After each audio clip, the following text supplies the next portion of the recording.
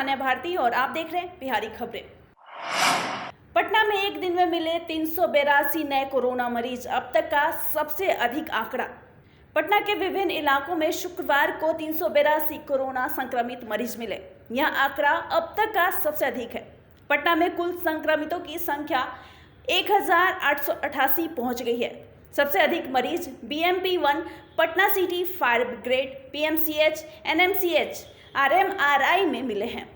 इसकी पुष्टि civil surgeon doctor RK Chaudhary ने की है। इंजीनियरिंग कॉलेजों में 287 विद्युत सहायक प्रोफेसर की होगी बहाली। राज्य के सरकारी इंजीनियरिंग कॉलेजों में 287 विद्युत सहायक प्रोफेसर की बहाली होगी। BPSC के MTech व अन्य योग्य अभ्यर्थियों से 14 अगस्त तक ऑनलाइन आवेदन मांगे हैं। निबंधन 13 से 30 जुलाई तक की जा सकती है। ऑनलाइन परीक्षा शुल्क 7 अगस्त तक जमा किया जा सकते हैं। 24 अगस्त तक स्पीड पोस्ट या निबंधित डाक से भरा हुआ आवेदन BPSC कार्यालय पहुंच जाना चाहिए। बिहार में फिर आसमान से बरसी आफत, वज्रपात से 16 की मौत। बिहार में शुक्रवार को एक बार फिर से प्रकृति का कहर टूटा है। एक बार फिर बिहार में आसमान से आफत की बारिश हुई है। शुक्रवार को राज्य के अलग अलग जिलों में आकाशीय बिजली गिरने से 16 लोगों की मौत हो गई है। बिहार में एक और विधायक हुए कोरोना संक्रमित। RJD के विधायक पाए गए पॉजिटिव। बिहार में जनप्रतिनिधियों के कोरोना से संक्रमित होने का सिलसिला तेज होता जा रहा है। आज एक और विधायक कोरोना पॉजिटिव पाए गए हैं। आज RJD विधायक फैसल रहमान ने खुद ये जानकारी दी है कि वो कोरोना पॉजिटिव हो गए हैं। विधायक समेत उनके 4 सहयोगियों को भी कोरोना संक्रमण के शिकार बनने की आशंका है। तेजस्वी का ट्वीट, लाशों पर चुनाव करने वाला अंतिम व्यक्ति बनूंगा मैं। 3 माह बाद बिहार विधानसभा के लिए चुनाव होने हैं। दूसरी ओर राज्य में कोरोना का संक्रमण तेजी से फैल रहा है। ऐसी स्थिति में राजद और लोजपा चुनाव नहीं चाहती है। तेजस्वी यादव ने शुक्रवार को ट्वीट कर विधानसभा चुनाव स्थगित करने की मांग की। अपने ट्वीट में तेजस्वी ने लिखा कि मैं लाशों पर चुनाव करने वाला अंतिम व्यक्ति बनूंगा। अगर नीतीश कुमार यह स्वीकार करते हैं कि कोरोना अभी भी संकट है तो चुनाव को स्थगित किया जा सकता है। स्थिति ठीक होने पर चुनाव कराया जा सकता है। अगर वह यह सोचते हैं कि कोरोना कोई समस्या नहीं है तो चुनाव निश्चित रूप से परंपरागत तरीके से कराया जाना चाहिए।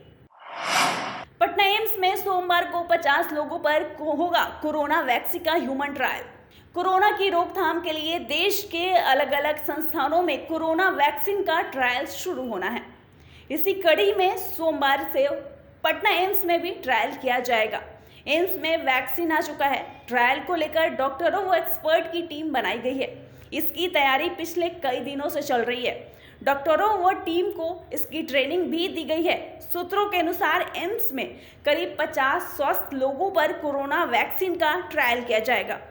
ICMR और भारत बायोटेक के साझेदारी में तैयार इस वैक्सीन को जानवरों पर परीक्षण अब तक पूरी तरह से सफल रहा है। लालू जेल से बाहर रहे तो NDA 3/4 बहुमत से जीतेगा चुनाव। सुशील मोदी। उप मुख्यमंत्री सुशील कुमार मोदी ने कहा कि लालू प्रसाद यदि 2020 के विधानसभा चुनाव से पहले जमानत पर छूट जाते हैं तो NDA के लिए 3/4 बहुमत पाकर 2010 का चुनाव परिणाम दोहराना आसान होगा। शुक्रवार को मोदी ने ट्वीट कर कहा कि उस समय लालू प्रसाद जेल से बाहर थे। उनकी पार्टी मात्र 22 सीटों पर सिमट गई थी। नेता प्रतिपक्ष का पद पाने की भी हैसियत राजद की नहीं थी। लालू प्रसाद यदि जनता के बीच रहते हैं तो उनके 15 सालों के भयावह शासनकाल की यदि याद दिलाने में हमें कोई मेहनत नहीं करनी पड़ेगी। पैनिक होने की जरूरत नहीं। बिहार में संक्रमितों के ठीक होने की दर राष्ट्रीय औसत से बेहतर। नीतीश कुमार। मुख्यमंत्री नीतीश कुमार ने कहा है कि बिहार में कोरोना संक्रमितों के ठीक होने का दर राष्ट्रीय औसत से बेहतर है। कोरोना संक्रमित लगातार स्वस्थ होकर अपने घर लौट रहे हैं। आज भी 459 लोग स्वस्थ होकर अपने घर लौटे हैं। इसलिए लोगों को कोरोना संक्रमण से डरने या पैनिक होने की जरूरत नहीं है। बिहार का रिकवरी रेट 71.54% है, जबकि इसका राष्ट्रीय औसत मात्र 62.42% है। इस प्रकार राष्ट्रीय औसत से हमारा रिकवरी रेट 9% से अधिक है। मुख्यमंत्री आवास में 80 से अधिक स्टाफ कोरोना संक्रमित। बिहार के मुख्यमंत्री आवास कार्यालय में भी कोरोना वायरस का संक्रमण तेजी से बढ़ता ही जा रहा है।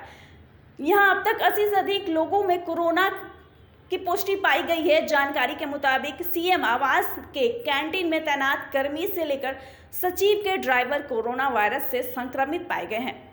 बड़ी संख्या में सुरक्षा कर्मी भी पॉजिटिव पाए गए हैं। इसके बाद टेस्ट के लिए मुख्यमंत्री सचिवालय में कर्मियों का भी सैंपल लिया गया है। बिहार के 15 जिलों में 50 लाख आबादी पर मंडरा रहा बाढ़ का खतरा। नेपाल के तराई क्षेत्र व उत्तर बिहार के मैदानी इलाकों में लगातार बारिश के हालात बिगड़ते जा रहे हैं। इन इलाकों के सभी नदियों में उफान है और कई तो खतरे के निशान से ऊपर बह रही है। नदियों के किनारे बने तटबंधों पर भी दबाव बढ़ता ही जा रहा है। बिहार के जल संसाधन विभाग ने कई जिलों में तटबंध पर दबाव बढ़ने के बाद अलर्ट जारी कर दिया है। ऐसे में इन नदियों की जद में आने वाले इलाकों में बाढ़ का खतरा मंडराने लगा है। वही जल संसाधन विभाग ने बाढ़ से सुरक्षा संबंधी सूचना के लिए टोल फ्री नंबर 180034564145 जारी किया है।